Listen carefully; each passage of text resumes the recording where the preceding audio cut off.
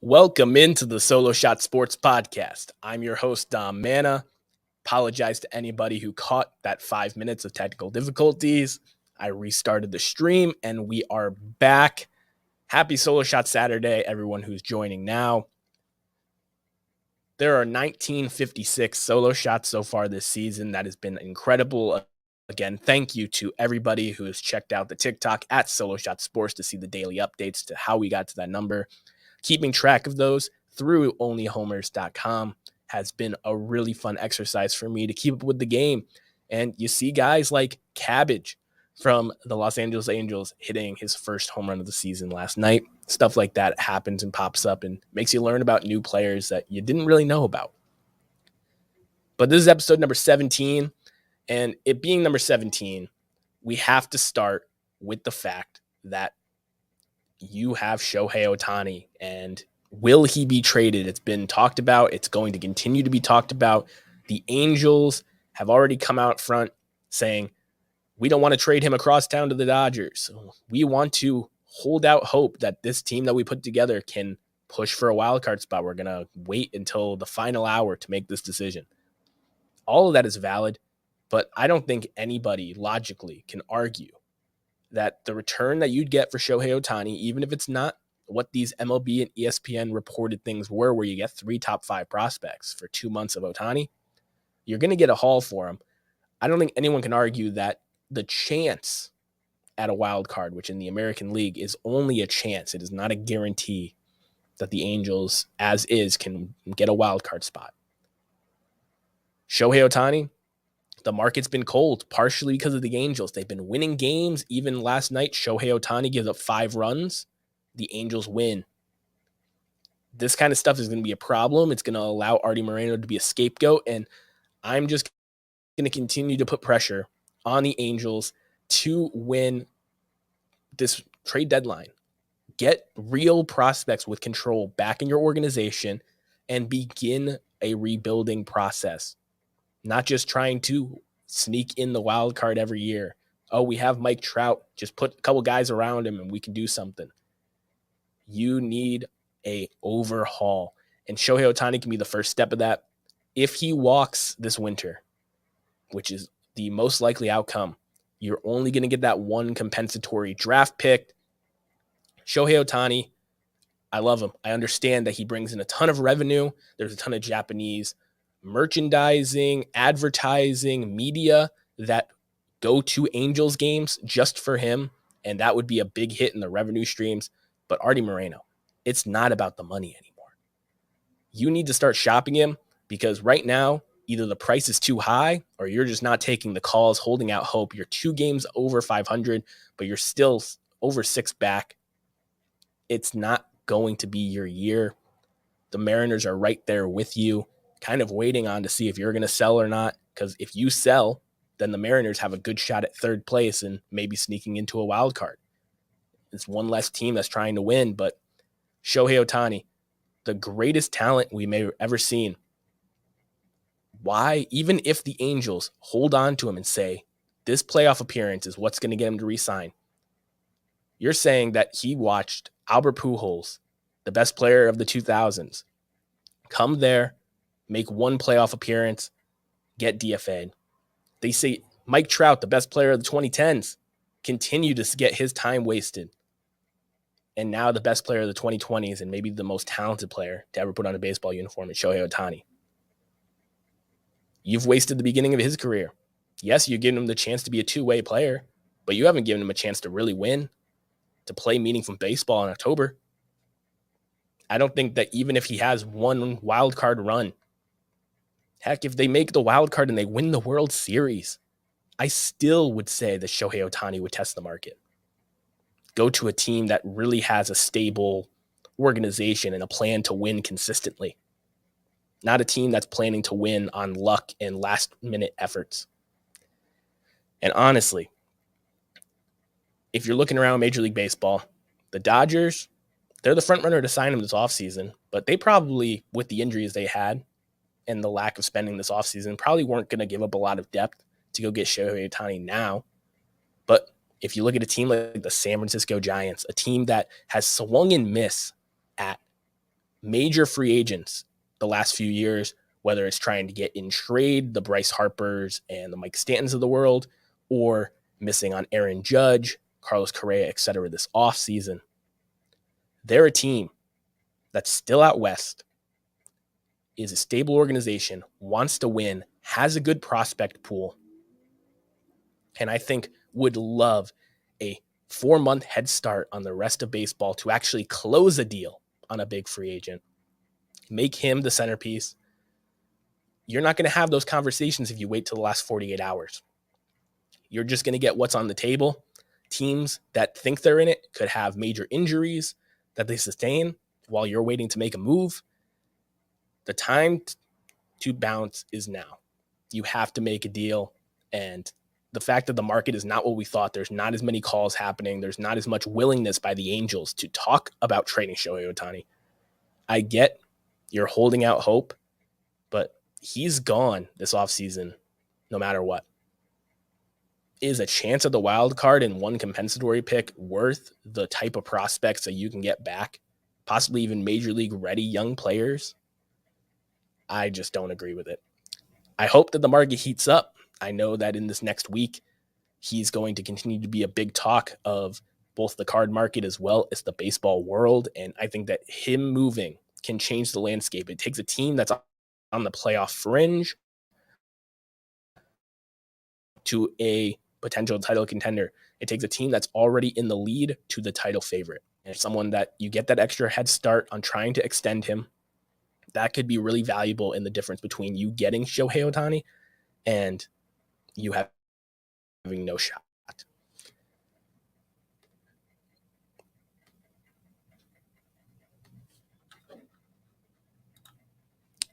So the Orioles time has finally come. Shout out to my buddy Will, big Orioles fan. But the Orioles are now mathematically in first place. I am just super excited that the Orioles are making my Rays prediction look better. Right now, this is really funny that the Orioles, they lose last night against the Rays, who have been struggling in July. But the Orioles, in the words of Eminem, do not miss your chance to blow. This opportunity comes once in a lifetime. For this team to have caught up to the Rays with the historic start they had this season without having elite starting pitching. You have John Means, who had Tommy John surgery last April. He's throwing on a mound. They expect him to be contributing in August. That's a nice piece, but you need to add another piece. You need to go out there and maybe you don't get a Shane Bieber or a Marcus Stroman. But if you can go and get one of those Cardinals guys, a Jordan Montgomery or a Jack Flaherty, if you can go out and just add to the pitching staff. I know they got the Asian pitcher from the Athletics. I don't want to butcher his name, but you need to really add to this pitching staff. And I'm really hoping that the Orioles, who are now in first place of this AL East, the best division in baseball, top to bottom, all the teams have good records. Don't lose yourself in this moment. You've continued to do this. Don't trade your depth for a big piece, but keep adding to that pitching staff because that's going to be the difference between you holding on to this division lead and really pushing in October or being a year away, which is what I thought at the beginning of the season. You need to continue what you're doing, but add to that pitching staff. Improve it. Because when you have Cano and Bautista in the back of the bullpen after a good start, that's going to be tough to beat any time of day. And honestly, the AL East, nobody saw the Rays getting caught. They got so hot at the beginning of the season. They were making my hair go on fire and everybody else who said that they're a good team. They've been a great team. But as old-time baseball fans would say, you don't want your whole team getting hot at the same time. You want there to be a spread. So when certain guys are slumping, there's other guys that are hot to pick them up. But the Rays, it seemed like everybody was on fire the first 2 months of the season. And now all their platoon players are really starting to cool off, play regular baseball. And now you're looking at the Rays as a team that will they actually buy? They bought at the deadline a few years back with Nelson Cruz as a surprising buy that didn't end up working. They ended up trading Joe Ryan, who's been a very good pitcher for the Minnesota Twins. The Orioles just need to stay the course, add to that starting pitching staff, and hope to be ships passing in the night with the Tampa Bay Rays. If they continue to have these struggles and you just continue to build off what you've done this season, I think everybody and their mother would be rooting for these baby birds, this young team, a lot of excitement with a great future ahead. So Orioles, don't lose yourself, continue the course, and do what needs to be done. Add to that pitching staff. We look forward to the Hall of Fame weekend. Scott Rolen and Fred McGriff are being inducted in Cooperstown tomorrow afternoon. I had the pleasure of going to the Hall of Fame ceremony last summer, seeing David Ortiz and a ton of era committees elections get in the Hall of Fame. So I just want to take a second. I'm wearing my Cardinals jersey to rep Scott Rolen, who's going in as a Cardinal. Just celebrate the man.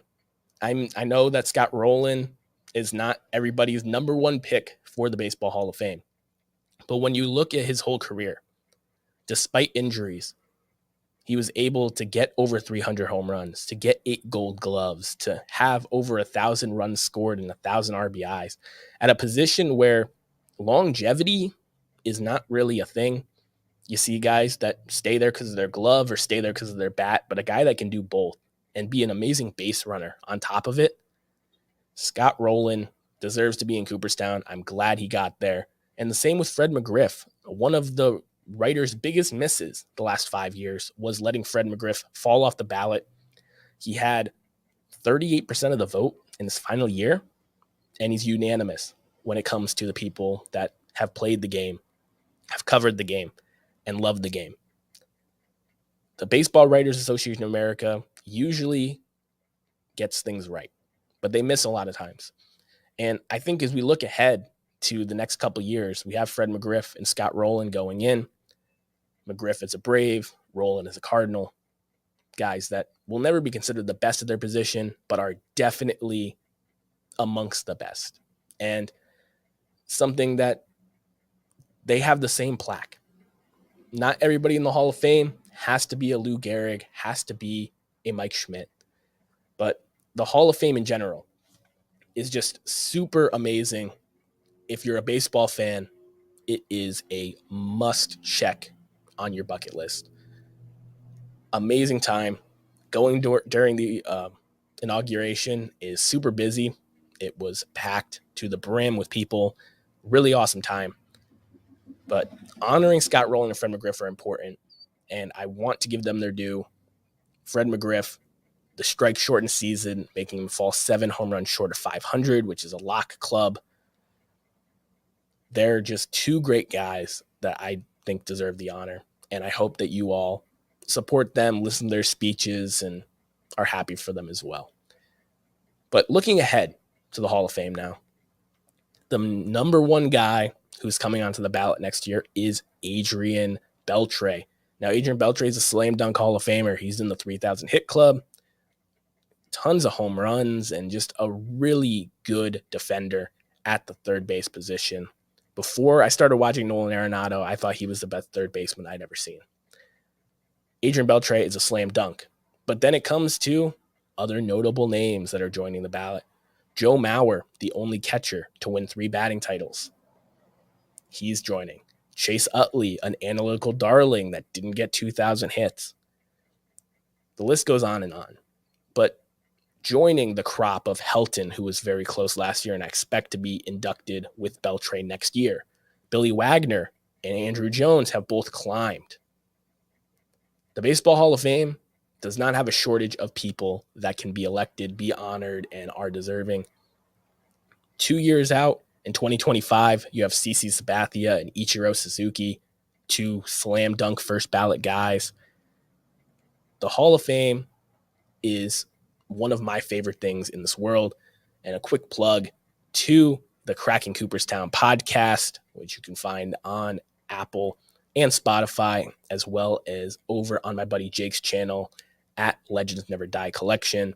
We've been doing a little Hall of Fame podcast. It's not as regular as this one, talking about Hall of Fame topics, both active Hall of Famers as well as retired cases that we think need to be revisited. Definitely, if you're a Hall of Fame nut like me, check it out. But the Hall of Fame weekend, it's like Christmas to me. I absolutely love when the ballot gets announced. I love tracking the ballots, seeing who's doing well, seeing who's not doing as well as I hoped. And then the induction and announcement, seeing these guys get the call and seeing them at the ceremony, thanking everyone that got them there. It's just a really powerful thing. And still to this day, only about 1% of the players that have played Major League Baseball ended up making the Hall of Fame. And that's a really beautiful thing.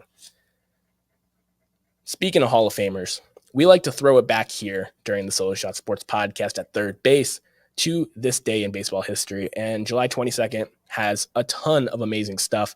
Some Hall of Fame inductions for Joe McCarthy in 1955, as well as my favorite Hall of Fame class, personally, the 1989 class with Al Barlick, Red Schoendienst, Johnny Bench, and Carl Yastrzemski, my baseball hero. But there was an elite club that now is considered a lock for the Hall of Fame. It's why CC Sabathia called a lock for the Hall of Fame. The 3,000 Strikeout Club was created on this day in 1923. So Walter Johnson is regarded by many as the best pitcher to ever live.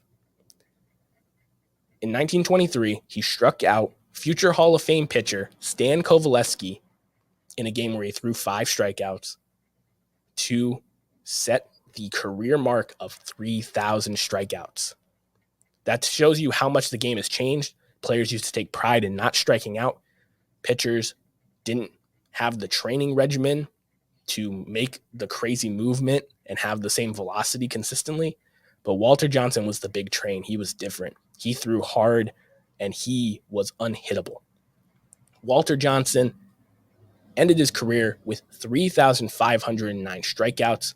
And you're sitting there saying, oh yeah, Nolan Ryan has the all-time strikeout record with a lot more than that. But the eras were different. And Nolan Ryan didn't break the record of Walter Johnson until 1983. And if that's crazy enough, 23 to 83, 60 years before that record was broken, there wasn't even another member to join Walter Johnson in the 3,000 Strikeout Club until Bob Gibson joined him in 1974. So 50 years he stood alone in this elusive club that is now regarded as a slam dunk Hall of Fame qualifier. And 60 years it was broken by the great Nolan Ryan. So go check out Walter Johnson's baseball reference page. If you haven't, it's a really fun time. I'd argue he's the best right-handed pitcher that ever lived. The stats are right there. Led the league in strikeouts 12 times, 5 ERA titles, 3 pitching triple crowns. It is just an amazing career. And if you check out Cooperstown, they always have a Walter Johnson full uniform displayed, and he's prominently in the plaque room with the first class of Honus Wagner, Babe Ruth, Ty Cobb, and Christy Mathewson. So shout out to the big train, creating a club that we reference to this day, the 3,000 Strikeout Club, on this date in 1923. Moving on to home plate. This has been a quicker episode, banging through it after the technical difficulties on the first one. But home plate, guess who's back? Baseball's favorite commissioner, Rob Manfred, allegedly has been talked about extending him. Through The Athletic, they said that they're voting on it this upcoming week, and he is expected to be approved for an extension. Now, Rob Manfred has revolutionized the game in many ways, both cracking down on the sticky stuff as well as breaking these cheating scandals, sign stealing scandals. And now with the pitch clock and the bigger bases, a lot of things that Rob Manfred has done for the game have been positive. But do we forget that every time he takes a couple steps forward, he takes a few steps back?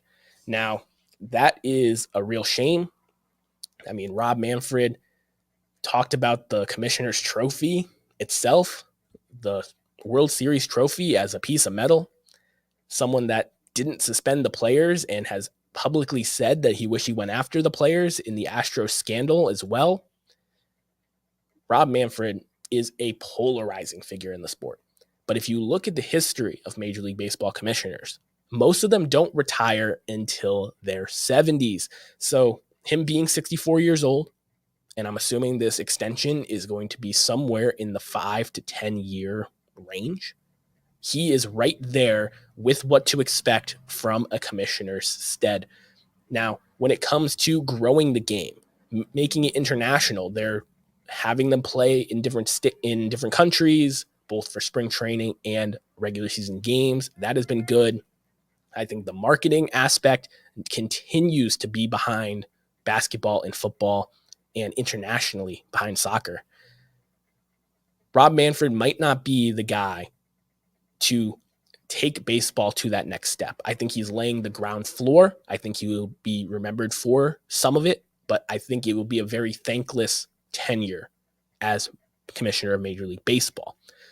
Rob Manfred has put a lot of things in place. I think a big part of that is surrounding himself with smart people, putting Theo Epstein in the office, making Ken Griffey Jr. a player's rep. Doing things like that, it's going to make you look good just by osmosis, just being nearby. And Rob Manfred, for all his faults, I think when you look back at him, he will be looked at as someone that changed the game. Might not make the Hall of Fame, but someone that, despite saying things that would get most people fired, Rob Manfred is someone that is going to get extended, and we're going to have him for another 5+ years.